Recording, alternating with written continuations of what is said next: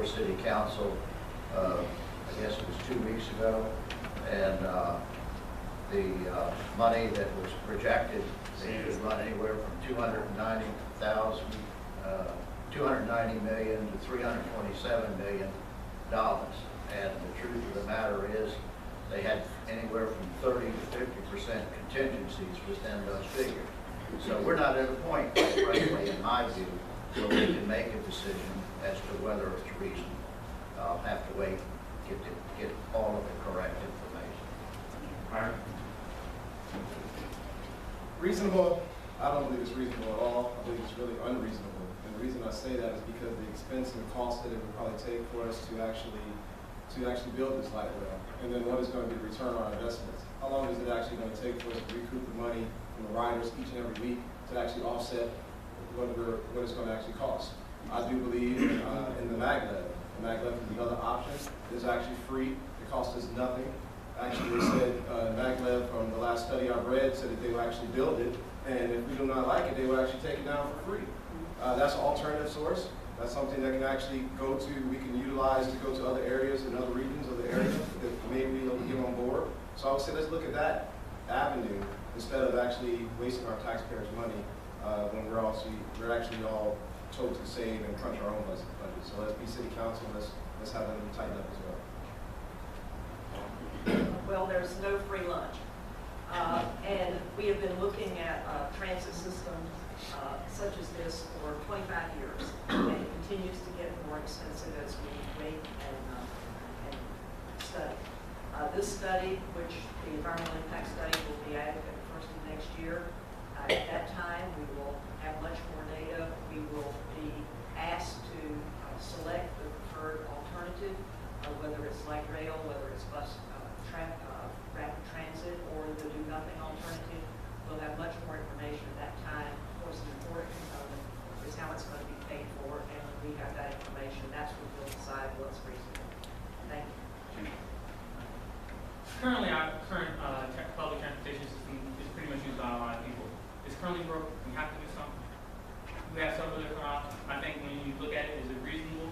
First, we have to figure out what is the final cost from the study. I also believe that we have to look at what is the burden that's going to be on our citizens. We have to look at what is going to be the best options moving forward. Doing nothing is definitely not an option, and we're in this current situation because we've done it. And each year that we do nothing continues to comprise a 5% cost of, in terms of what we have to pay each and every year of doing nothing, in terms of whatever particular system we choose. So we have to look at it, we have to understand what is going to be the best, not for today, but just moving forward in the future. Referendum said reasonable cost. Everybody keeps saying it's $100 million a month. My background's in construction. I'm a project manager and engineering firm. And I know that that $100 million does not include just the rails. It includes everything. Relocation of utilities. That's a 300,000 volt power line that has to be moved. That's not going to be cheap. It includes the train station. It includes the overpasses. Norfolk only has one overpass over traffic lanes. We're going to have 3. You need to look at the total cost of everything. If it is reasonable, the total cost, I am in favor of it. If it's not reasonable, we can't do it. I'd like to disagree with what everybody has said up here about maglev. The referendum was very specific. It said extend light rail the tide into Virginia Beach. It did not say provide a mass transit system and come in with unproven technology that just doesn't work. And as far as removing the rails, they still have the rails up at ODU. That company hasn't removed them yet. ODU has removed them yet. Go ahead. I don't like going last. Everybody says everything. You go first next time, okay? At any rate, as far as light rail is concerned, I'm cautiously optimistic about light rail because I do believe we need a technology and we need a system that is going to ease our traffic congestion. However, as my Vice Mayor Jones said, the report that HRT gave to us at council the other week, there were 30 and 50% contingencies all up and down the board, so we don't know the cost. And I'm not willing to say yes to light rail until I know that we can afford it, if we can ever afford it. So until I know those figures, that's what I have to say. 30 to 50% contingencies, we just can't make any decisions right now. It's just way too early. All right, let me switch to a tax question, and maybe we'll start start with Brad, and then we'll go this way, then we'll John, this kind of thing. First of all, what do you think? You still got almost last year. Yeah, I know, right? we'll get to you. We'll get to you, Shannon. First of all, what do you think that the tax burden in Virginia Beach is reasonable or unreasonable? And if you think it's the latter, what measures do you think can be done to relieve the tax burdens for the citizens of Virginia Beach? I think the tax burden is reasonable for the citizens of Virginia Beach. We obviously have the lowest personal property tax and real estate tax rates, but you add on to that what we're paying now in utility fees for our trash pickup and our stormwater fees. And it is not the lowest in the region, I don't think, when you add everything together. I think it's a reasonable burden to bear because, quite frankly, at the city level, down at the local level, you have to pay for the services that you receive. We've got great schools, we've got great roads now, we've got good services and a good standard of living. I think the burden is reasonable for the taxpayers in Virginia Beach. John Moss. 30 seconds. The tax rate is reasonable for real estate, but when you control for the fact that we pay the garbage fee, our real estate effective rate is much higher than Chesapeake. You've got to add about 9 cents to the real estate tax rate to account for the garbage fee. The bigger issue isn't that the tax rates are reasonable, but are the priorities the right ones? We're not spending enough on neighborhoods. We're not spending enough on public safety. We raised personal property tax to buy breathing apparatuses for the fire department and cameras for the oceanfront. Out of $2 billion, that's a $4 million increase. We now have the second tied to Chesapeake for personal property tax. That's too high a tax. That should be lowered. Well, I think the real estate tax in Virginia Beach is reasonable. I think most of the other taxes are too. The truth of the matter is that we got by for 30 years with a very low trash fee, and because we made a good deal back 30 years ago with SIPSA.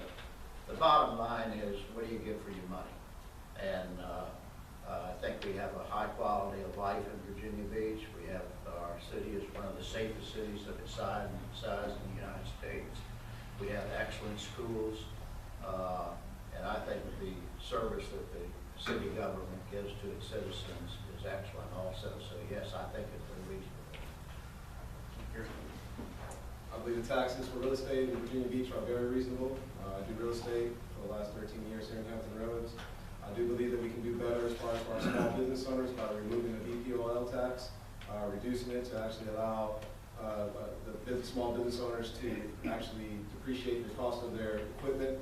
I believe that our region taxes are pretty fair as well, and I think the city is actually doing an okay job as far as the rest of the taxes are on this. None of us like taxes, but the truth of the matter is if we want good services, we do have to pay for them, and the vehicle to do that is through taxes. Yes, we have the lowest real estate tax in the region, and we did recently raise the personal property tax some, but it's still we're below what most of the other cities have. I didn't like going to the enterprise fund for the waste management, but we're there, and so what we have to do is work with it. We do have exemption programs available for senior citizens, and I encourage all of you who qualify to apply for that. We are the most liberal in the region on that. Also, veterans have tax exemption programs, so I think we try to ameliorate for those situations that are in need of them. It's funny, you always hear how, hey, we're not raising your taxes, but you're sure enough going up on our fees. And I think that when you look at our fees, our trash fees, for example, you keep raising them, going up and up and up. I don't know about you, but my raise, I'm not getting it. And so we need to think about the average everyday citizen that works every day, works hard and tirelessly, but has to deal with the crushing fees that keep going up in the city. It's important that we also look at the business personal property tax when we're talking about taxes and fees. It's crazy how a business, like say for instance here, can own a stove and a coffee pot and still pay its original cost 25 years down the road. It's ridiculous. So we need to reassess this. Everybody keeps saying that we have the lowest in the region. Just because we have the lowest in the region doesn't make it reasonable. Family incomes are dropping, and yet the city keeps increasing our taxes. This year, real estate tax revenues were up, and they still raised our taxes on personal property taxes. You know, families are tightening their belts, families are getting less money, yet the city government is growing, and they're taking more money from the people that need it. During our budget hearings this year, when we had the public come out and speak, and many of you were there, 95% of those that came out were asking us to spend more money. They wanted better roads, they wanted more police, they wanted more fire, and then we had a faction that was asking us maybe not raise taxes. So we've got a job to do that we have to balance. We have to balance everything and make it work. We have lower taxes within all those cities in the region. We do have fees that none of us like paying, that water bill as people call it. But there is a cost to living in the city, and we have to do what we can to balance that budget as best as we possibly can to keep those services going. Not, as Barbara said, none of us want our taxes raised, but we have to do well, and I think our taxes right now are pretty reasonable. Well, I've been out in the community talking to people, and a lot of people I've spoken with, they don't like the water bill. They don't like the trash fee. When you look at Virginia Beach, we've got one of the best public school systems in the United States. We have one of the safest cities in the world for our size. Now, I would put Virginia Beach up there with any city, certainly in Hampton Roads, but any city in the United States in terms of quality of life. These things cost money. Unfortunately, I think we have a very reasonable tax rate right now. John, the next question here relates to the Virginia Beach Development Authority. The city carries significant debt. Critical to this debt is the VBTA. City Council appoints the VBTA. Do you feel it should continue, and if so, why? I have no issue with the development authority itself. My issue has always been that the city council has used the ability of the development authority to issue debt, which it backs up on an annual basis, to circumvent the city charter that gives you, the citizens, the right to control how much debt the city has. So my objection is not the development authority. It's used as a vehicle to circumvent the charter to borrow money that ultimately we're responsible for. Mr. Rubin, I'm sorry, I'm deaf in my left ear, I didn't hear the question. It's about the Virginia Beach Development Authority. The city carries significant debt, and the city council appoints it. Do you feel it should continue, and if so, why? Well, the Virginia Beach Development Authority is basically a vehicle through which the city council gets economic development projects done that it wants done. The truth of the matter is the decisions that they make basically voice the decisions of the city council. I have no problem with using it that way. I think the issue really is how much debt that they can issue. They issue what's called public facility revenue bonds, and the real question is how much of it should they be able to issue. And it's city council's responsibility, however, to balance what they do. The Virginia Beach Development Authority is actually something new that I actually found out now today, of hearing about. I'm not actually 100% sure, other than what I just heard from Councilman Moss and Councilman Jones, as far as like, I believe it sounds like it's more of a kiddie account. And I believe if we're on city council, we should budget appropriately. I believe we have other funds as far as the CIP, the capital improvement program, that we can utilize that fund for. So why are we utilizing other funds to allocate for the city? So I would think that it's just a fund that we can allocate appropriately. I don't see the use of it 100% right now. We have talked about needing to diversify our economy and to attract jobs. The Development Authority is the vehicle by which we do that, so that these appointed people are concentrating with the Economic Development Department to attract that industry. The motive is not to avoid debt. The buck stops here. Whatever debt is in the name of any agency of the city is the responsibility of the city council. And I think it's extremely important that we have this vehicle to work to improve our economy, diversify our economy, bring jobs, and broaden our tax base. I pretty much think at the end of the day, it's the responsibility of the city council to be able to make the decisions. I think this is a great organization in terms of providing recommendations. However, at the end of the day, it's the responsibility of the city council to make the decision, communicate to the citizens, and inform them of these different decisions that are being made and some of the plans going forward. If we do that, then the city council can make the right decision for the citizens because they've heard from the citizens when moving forward with these projects. As was mentioned before, you got to diversify your economy. At the end of the day, city council members just need to be better stewards of our money. I like the Development Authority. Part of their job is to attract businesses to Virginia Beach. One of their big successes is a company called AGI in the Rose Hall District. They're now a large company. They make building signs and pylon signs. You go down to International, you'll occasionally see a sign sitting on the side of the road. That's their company. They own 3 buildings there. They own a larger building back on Crusader. That company was based out of New York. The Development Authority went and met with them, gave them a grant, moved them to Virginia Beach. A lot of jobs came in with that company. The problem I have with it is there's no requirement. Oh, I'm sorry. No, go ahead. The problem I have is there is no requirement that when the Development Authority gives a grant for that company to hire any local contractors or employees.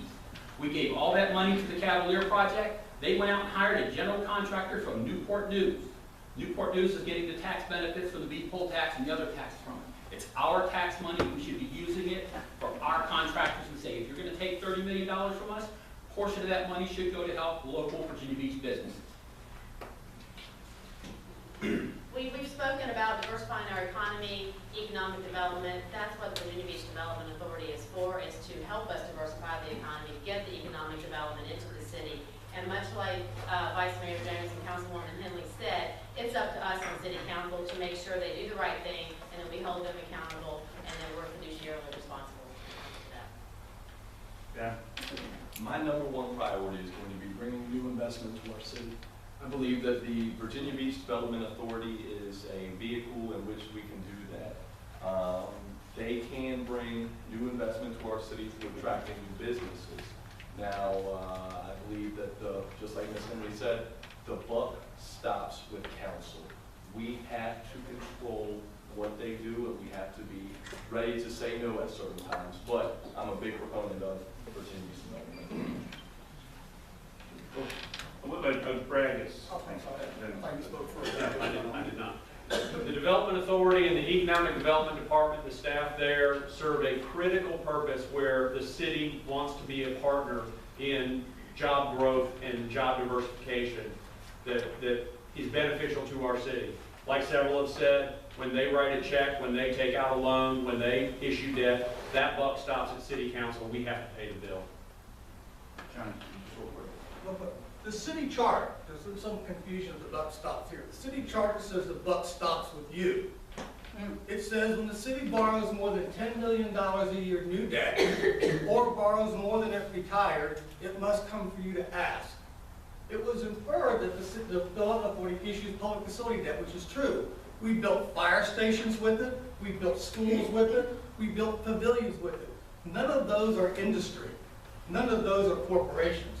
Those are public facilities. So in fact, it is used to circumvent the charter, and ultimately the buck stops with you.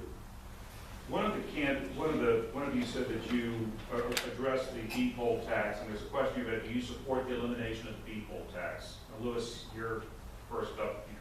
You don't have to answer all these questions, but feel free. Go ahead. No, I don't.